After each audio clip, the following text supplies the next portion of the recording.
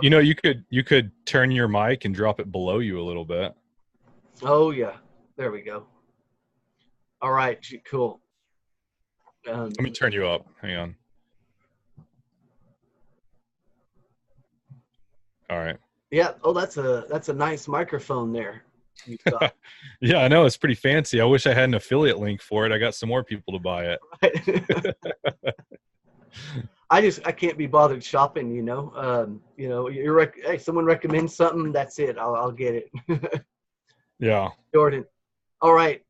Hello, everyone. I'm Chris McMillon. I'm here with Jordan Alcon for Autonomy Season One. Jordan, you are the MacGyver of the Autonomy Season One group. You have got skills in just about every set across the board. I've actually written out a list, and I'm probably missing some. Heck, when it comes to the tech skills, you're there. Nutrition, Metalworks, homeschooling, weight training. Yeah, I think that's the most. That's quite an extensive skill set. Not to mention copywriting, and you do copywriting as well, don't you? I'm working on it. Yeah. Okay. Is there any other skills that I haven't mentioned here that? I mean, really, my goal is to learn everything. So as long as I'm alive, I'm going to keep adding to that. Yeah, and not to mention the research topics, the historical topics that always come up. You can always hold your own with that. Yeah. Well, I was just going to ask you one of the most unusual topics that you've introduced to the Season One autonomy course is the carnivore diet. So everyone's heard of being vegan and vegetarian and the ketogenic diet. Why should someone take on and try the carnivore diet? What is it, and what are the benefits of doing that? Well, I mean, it's pretty much what it sounds like, just meat products. Some people are more strict with it than others. You know, some people just say meat only, whereas I will do some butter and cheese. Of course, eggs. I think eggs are practically meat. And I think people should try it if they have any underlying health issues that they're dealing with. And a lot of times they don't necessarily know that they're dealing with it because that's the average. It's kind of how it was for me. I always had bad allergies every single day, blowing my nose, sneezing. And that's just kind of the standard. I heard about it relatively recently. It's been about 9 months now. And whenever I started doing it, it sounded interesting. It sounded like a viable alternative just based on the research I did, and my allergies got better. It's like, wow, this is pretty good. I didn't really expect that. And then with the weight training, I was actually getting stronger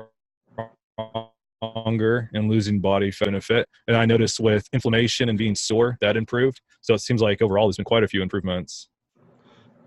For some people, eliminating vegetables is beneficial. Why would vegetables be a negative thing for certain people? What's the deal with vegetables?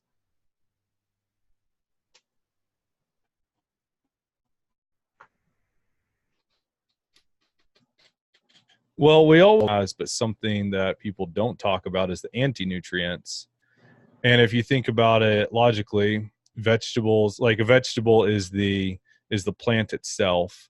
So whenever you're eating a vegetable, you're killing the plant, which is exterminating that line of DNA.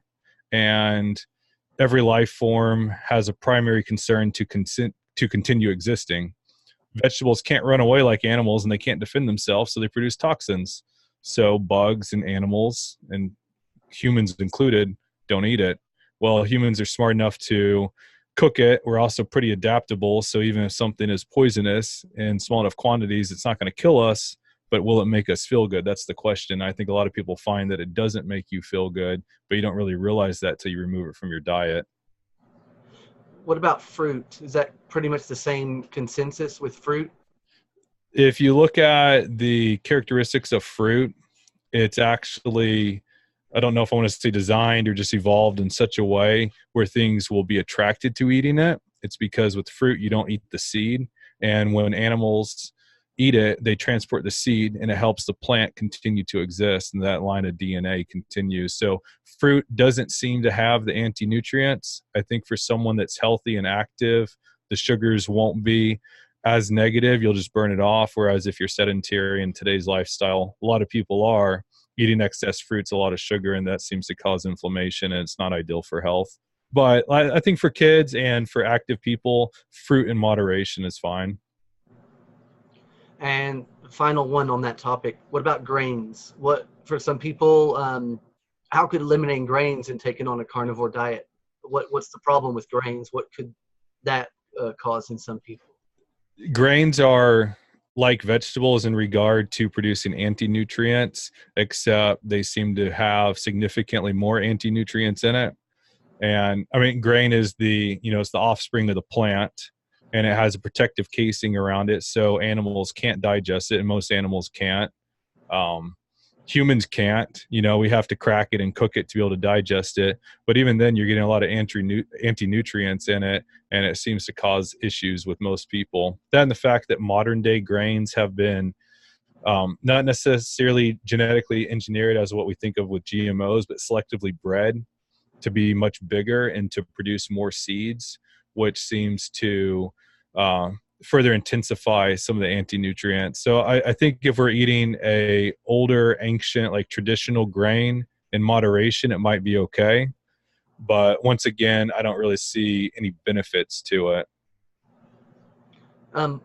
What are some health issues that would a carnivore diet could be a possible recommendation to help them improve? What are some certain, you mentioned allergies. Are there any other ailments that you can think of that a carnivore diet may be beneficial to someone? You know what? Whenever you start doing the research in it, it almost seems like a panacea and ridiculous, like it's a miracle cure, because people talk about how it's cured almost everything for them. And I think if we look at it, inflammation is a primary cause of most diseases in one way or another, autoimmune diseases and other things. And once you eliminate those causes of inflammation, they seem to go away. And if our diet is high in foods that are inflammatory with other environmental toxins, which might be causing inflammation, just reducing those in the diet allows the body to heal itself. I mean, people have talked about mood and anxiety, and of course, weight, diabetes, just pretty much anything. You can look it up and you can see people that have had benefits in those areas. I mean, I love rice, but it's true. Every time I eat a lot of rice, I feel bloated.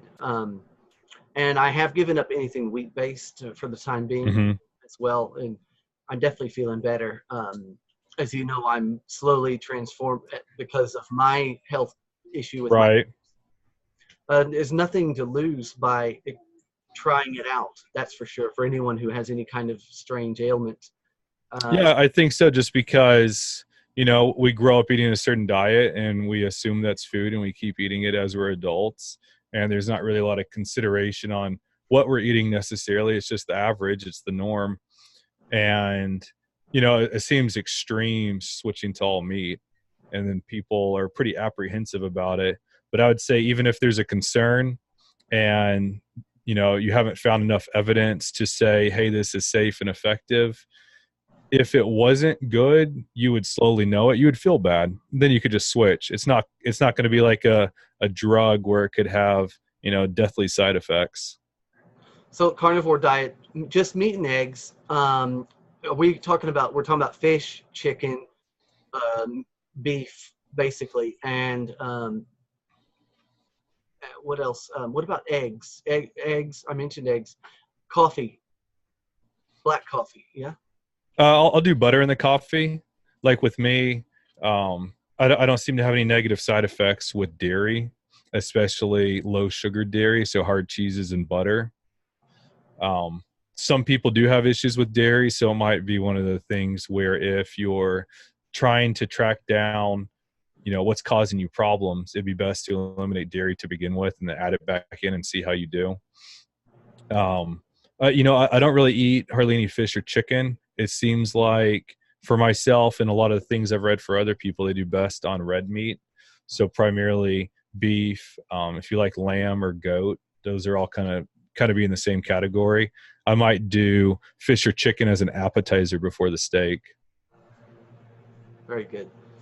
That's great news that coffee does not have to be excluded, because yeah.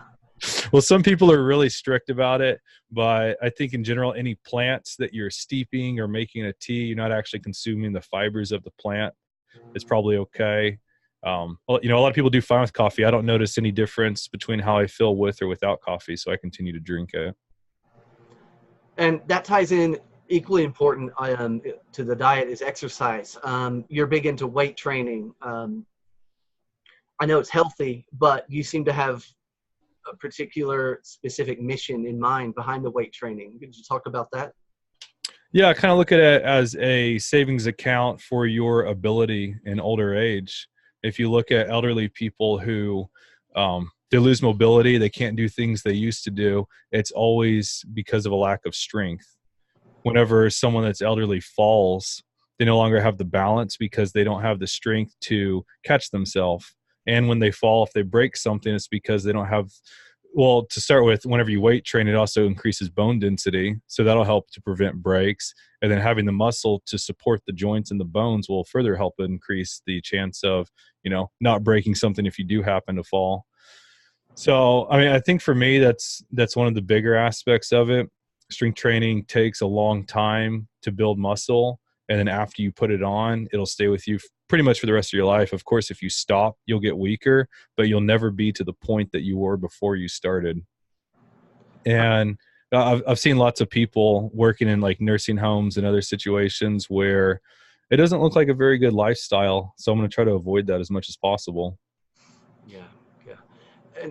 And it's been talked about, it's a spreading phenomenon. A lot of people are getting into the Wim Hof breathing technique, and shocking your system with a cold shower every day to build the immune system. Have you tried that out? What are your thoughts on that? I have tried it out. I've done quite a bit of research into it. It does seem to be beneficial. I really hate the cold showers, so I'm making excuses why not to do it, but it's something I intend on adding. And it's similar to weight training, where you introduce an acute stressor and the body becomes stronger afterwards, and you keep doing that and it just makes you stronger overall. So that is on my short-term list of things to incorporate. Yeah, it's incredible, and it's so simple. You just need to take a few minutes out of your day to do the breathing. It takes me maybe 10-15 minutes to do. I do 3 rounds, and then of course the cold shower, you just switch to cold when you're like you would. Right. Now, ice dip for once you get hardcore, the actual submerging in the ice. Yeah. Haven't got there yet. Not yet. So Autonomy Season One, you're trying to get a meat business up and running. Tell us about that. Yeah, I've been working on a farm for a little bit, like starting my own farm with laying hens, and then a couple of years ago I added pigs to start raising some meat. And just this last year I've started adding cattle. So I've kind of consolidated my view going on the carnivore diet, where I appreciate these things and I don't really see much value in vegetables. I thought about growing vegetables and other things in the past, but now since I don't see any value in it, I don't really intend on, trying to make it part of the business. So I plan on doing meat, and I've started breeding the pigs and the cattle. And yeah, I'm starting to expand in that regard. Now I just have to find customers and do some marketing and sales, and I think the autonomy course is really going to help me in that. Have you come up with a name yet? I have not, no. We'll all be happy to throw in more suggestions. I'm sure you will. You've had some good ones for sure. So that's great. It's going to be clean, grass-fed, no hormones, no junk in the meat that you'll be selling, and that's what every society needs. I mean, if you're going to eat meat, make sure it's healthy, clean, raised, raised right, done correctly. Is that right? Yeah, that's pretty much the model I'm going with, and I've selected the animals that'll allow that. If you look around at most cattle, I mean, even in Texas, it's primarily Angus, and there's animals that live and survive in specific regions, and that's how they thrive. Then whenever you bring animals into a region where they haven't really been adapted, they don't do as well. So you end up having to medicate them and provide other crutches. Whereas if you pick things that thrive in the region you're in, you don't really have to do that. How would you compare the meat of a Longhorn to that of a Beefmaster? Is it pretty much the same, or does the breed of cow actually make somewhat of a difference? The breed will absolutely make a difference, and it's also the genetics of the specific cow itself. So my plan would be to, I'm raising the Longhorns. I'm going to cross them with something else that's maybe a little bit of a fattier, beefier bull that still will do well in this region. And then the goal would be to, select the genetics of the offspring that produce the meat quality that I want, which, Longhorn's pretty lean and people think that's a virtue. I don't. I just like Longhorn because they do well in the region. So I'd like to try to breed something that has more fat and more marbling, because I think that part of it's healthy. Yeah, because when you go and buy a burger or ground beef, they never specify what kind of cow it is. It's just right.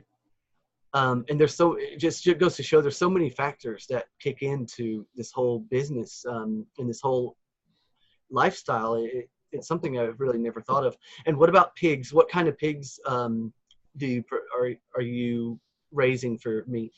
Yeah, you know what? Pigs are really the big one that I've seen a huge difference in with the meat. The modern pig that's currently grown is a Duroc, which has been selectively bred to be a light colored meat that grows extremely fast and has large litters. And people think that white meat, like chicken, is somehow virtuous and low fat is good for you. So the market's followed that, and it's bred the Durocs, but that also means that you don't have a whole lot of flavor. So what I've started raising is I started with Berkshires, which are a more traditional hog.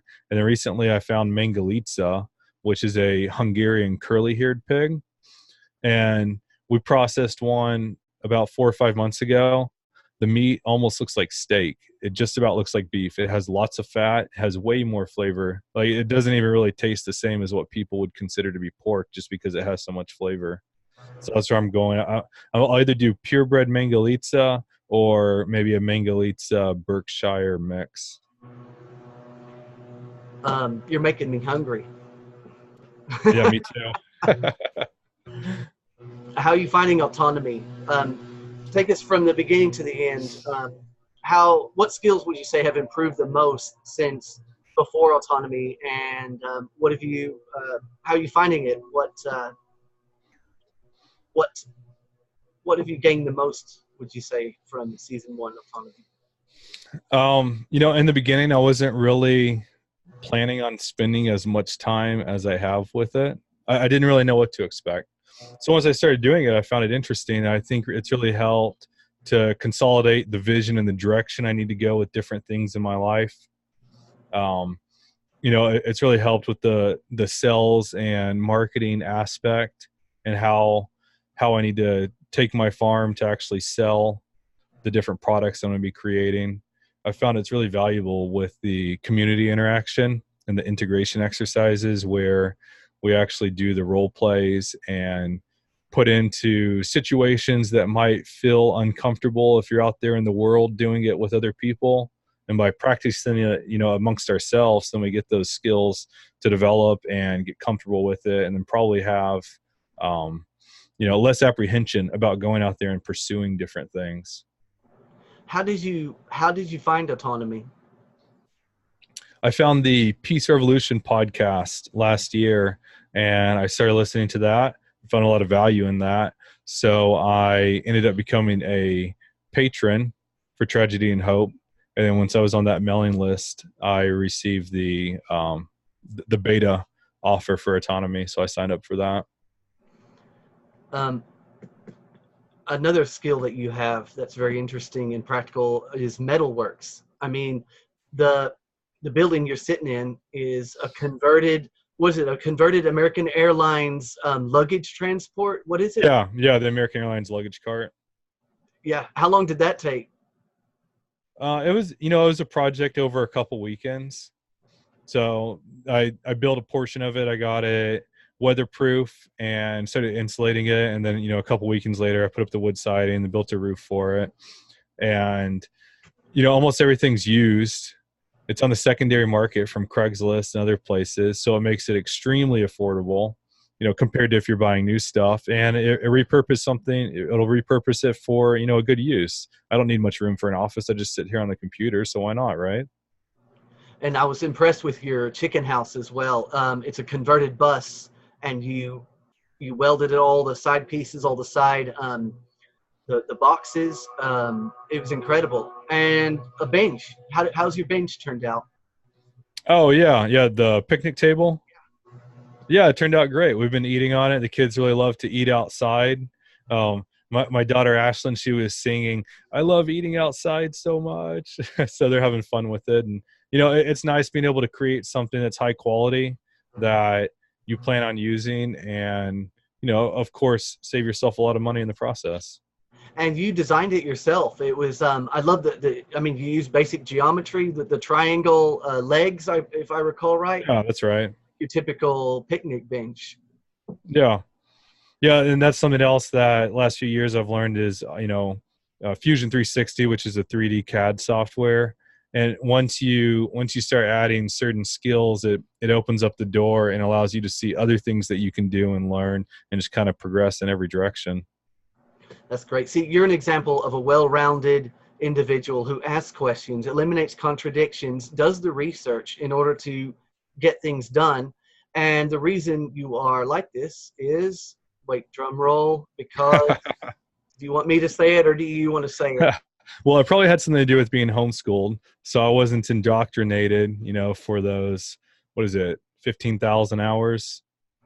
Yeah. And I would say the most beneficial aspect of my homeschooling was just the lack of indoctrination, because with doing the homeschooling, we still had a curriculum, which I don't think was ideal. And we were still told that we needed to learn certain things, which I didn't enjoy. But, that was maybe 3 hours a day. So compared to the 8 hours a day that most kids go to school, it didn't have all that indoctrination. It was easy to overcome. That's great. Jordan, any final thoughts before we wrap up? Well, I just wanted to say that I really appreciate the time you've taken, and you've put out some great interviews. You're really killing it with it, and it's going to inspire me to pursue that as well. Yeah, cool. Thanks. And also, we're going to Red Pill here next month. That'll be something to look forward to. Oh, yeah, definitely. Cool. All right. Well, thanks a lot, Jordan. Appreciate it. Thanks, Chris. I'll talk to you later.